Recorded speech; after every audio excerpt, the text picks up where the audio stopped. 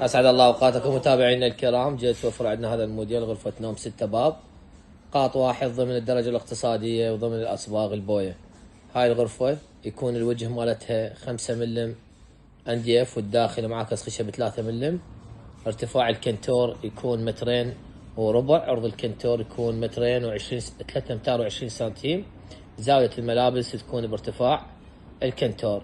تتميز هاي الغرفة ب9 قطع اللي هو الكنتور والزاوية والجزامة والحلقات الشرباية اللي هو راس العالي والناس والكوموديات أيمن وأيسر والشرباية والميز تواليت. نحب ننوه إن الدوشق والشازون الطابورية يكون حسب رغبة الزبون.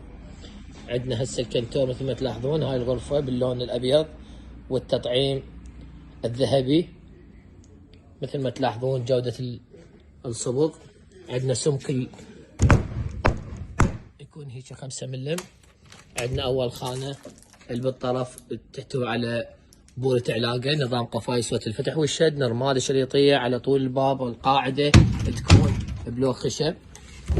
عندنا الأبواب اللي بالوسط تكون نظام عملها رف، نظام خانتين بهالشكل هذا.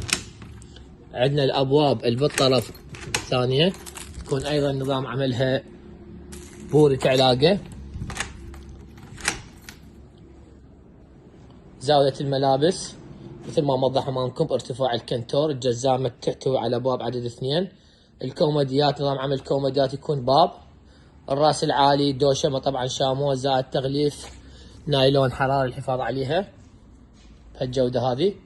الميز تواليت عندنا هنا يكون نظام مجرات عدد 2 زائد ابواب عدد 2.